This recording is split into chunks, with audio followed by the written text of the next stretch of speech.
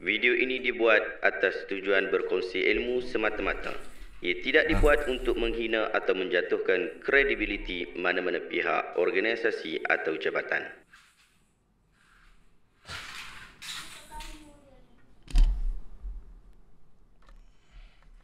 Assalamualaikum warahmatullahi wabarakatuh. Saya Syihabuddin. Terima kasih banyak kerana anda berada di channel YouTube saya, dan terima kasih banyak jika anda telah tekan butang subscribe. Kalau belum tekan butang berkenaan, tekan butang itu sekarang. Jika ada video-video yang bermanfaat, insya-Allah akan ada di feed YouTube anda. Baru-baru ini viral di media sosial yang memaparkan wajah anak Niloufar. Walaupun mak dia, Niloufar, memang tak pernah tayang gambar anak dia di media sosial. Pun begitu, dia tak adalah simpan anak dia kat rumah. Bila dia bawa keluar, ada orang ambil gambar dia dan viralkan. Sebelum saya sebutkan isu ini, saya mahu nyatakan beberapa perkara. Pertama, ibu dan bapa anak berhak terhadap anaknya sendiri. Jadi kalau dia tak mau tayang muka anak dia, itu hak dia dan kita kena hormati. Ramai guru-guru kami di Tanah Arab pun mempunyai kebiasaan menyimpan anak, terutamanya anak perempuan. Sebab tu apabila Niloufar kata dia kecewa kerana orang lain pula yang viralkan muka dia, saya dapat faham hal berkenaan. Saya tak ada masalah dengan kekecewaan beliau. Dia ada hak untuk kecewa. Kedua, tapi apabila awak bawa anak awak keluar ke publik, ia telah mendedahkan anda kepada satu risiko yang mungkin anda sendiri telah dapat jangkakan. Dan saya pasti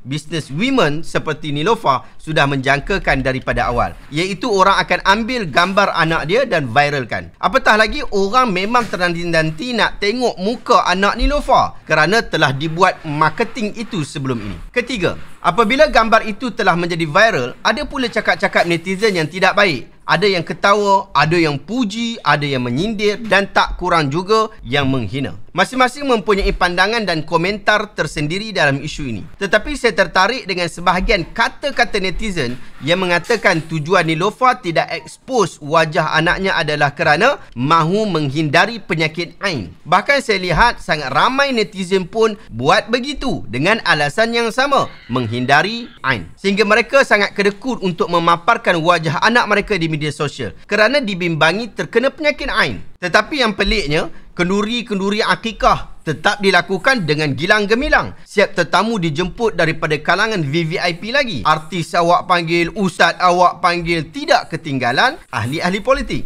Bukan sekadar itu, majlis berkenaan dipampangkan di media-media sosial sebagai tanda majlis yang mewah, majlis yang elegan.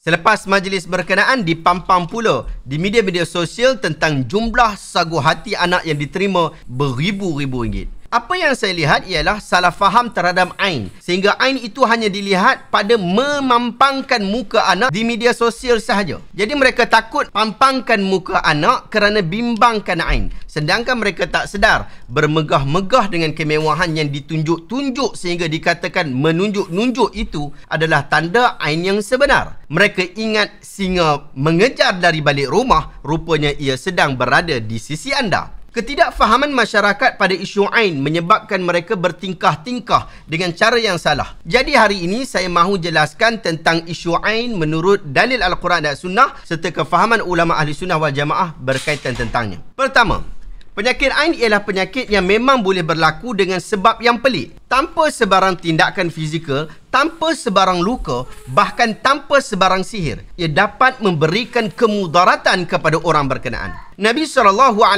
bersabda, "Al-ainu haqqun, walau kana syai'un sabaqal qadra, sabaqathu al-ainu, wa idza istughsiltum faghsilu."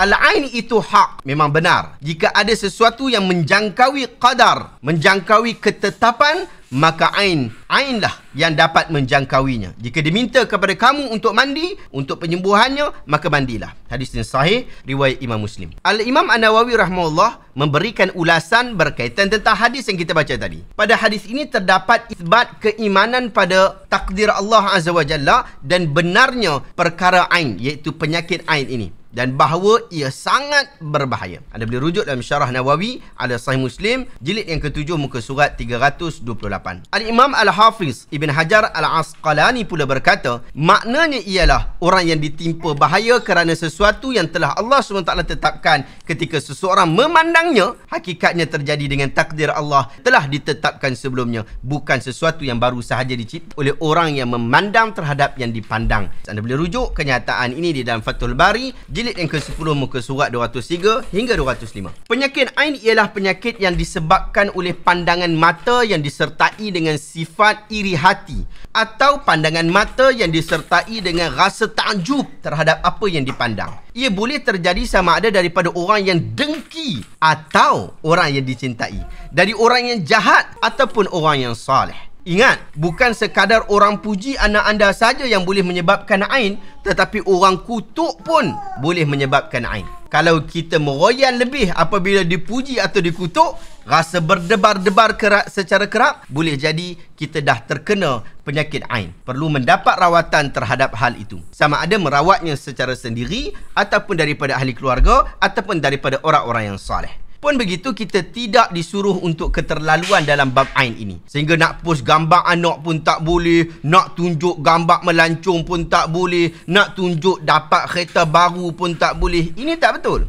Awak hidup seperti biasa saja, relax saja. Kalau ada keperluan sosial untuk update gambar anak awak, jalan-jalan, pencapaian dalam kerjaya, silakan saja untuk update, tak ada masalah. Ustaz Azhar Idrus pun update gambar anak dia yang baby dekat Facebook, tak ada masalah pun. Sebab isu ain ini adalah isu yang nadir, yang jarang-jarang berlaku, dan kita pun tak disuruh untuk terlaluan di dalam menghadapinya. Apatah lagi, ain berlaku bukan kerana kita, tetapi kerana orang lain yang kita tidak kuasai. Ain ni hampir-hampir tidak berlaku, tetapi apabila ia berlaku, maka ia dapat diubati dengan ruqyah asy-syar'iyyah, jampi-jampi yang dibenarkan oleh agama, ataupun dengan rawatan-rawatan moden berdasarkan kepada gejala-gejala yang dialami. Kalau ada anxiety, dapatkan rawatan anxiety. Kalau stres, dapatkan rawatan untuk stres. Kalau anak baby meracau-racau, cek pampers dia dulu,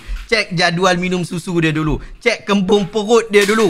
Jangan cepat sangat kata yang tu ain. Sebab baby ni memang dia tak boleh cakap. Jadi bahasa dia bercakap ialah dengan menangis. Kalau dia menangis, ambil tindakan yang sesuai. Mungkin dia tak selesa sebab berak, pampers dia dah penuh, atau jadual minum susu dia yang dah tak teratur. Biasanya dalam 1 hingga 2 bulan, baby memang tak tidur malam sebab dia belum biasa dengan jadual tidur itu. Sebab tu bila kita tidur, dia tak mau nak tidur. Sampai kita pun stres dan kita kata dia kena ain. Padahal boleh jadi bukan dia kena ain, kita yang kena ain.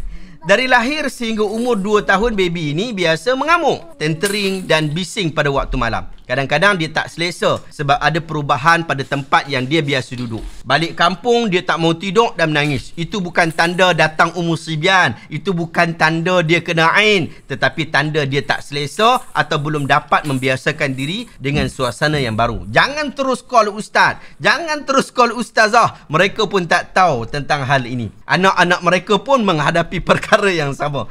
Kalau nak call nurse dulu atau hospital untuk minta pandangan kesihatan daripada mereka. Akhir kalam, sahabat-sahabat, hidup seperti biasa sahaja, jangan keterlaluan di dalam bab ain. Nabi SAW telah mengajar kita untuk menjaga anak kita, melindungi anak kita daripada ain dengan cara diajarkan satu doa yang anda boleh dapat di dalam buku 12 Sunnah Menyambut Kelahiran yang ditulis oleh Ustaz Muhammad Abdul Qadir bin Sahak. Boleh dapatkan dekat Shopee, saya letakkan link dekat bawah. Di dalam muka surat 23, bab yang ke-5, mendoakan perlindungan untuk bayi, disebutkan doa u'izukuma bi kalimatillahi tamah min kulli syaitanin wahamah wa min kulli ainin lamah. Anda boleh baca doa ni, tapi ini untuk kembar. Kalau kita dapat baby kita seorang saja dan baby itu kita laki, kita sebutlah u'izuka bi kalimatillahi tamah min kulli syaitanin wahamah wa min kulli ainin lamah. Ataupun baby kita tu baby perempuan, kita baca u'izuki bi kalimatillahi tamah min kulli syaitanin wahamah wa min kulli ainin lamah. So kita baca doa ni yang ni diajarkan oleh Nabi SAW, dan doa inilah yang Nabi SAW baca kepada Hasan dan juga Husain. Wallahu ta'ala alam. Adakah anda dapat sesuatu ilmu yang bermanfaat pada hari ini? Jika anda rasa video hari ini bermanfaat, tekan butang share. Semoga orang lain juga mendapat manfaat yang sama. Terima kasih banyak. Assalamualaikum warahmatullahi wabarakatuh.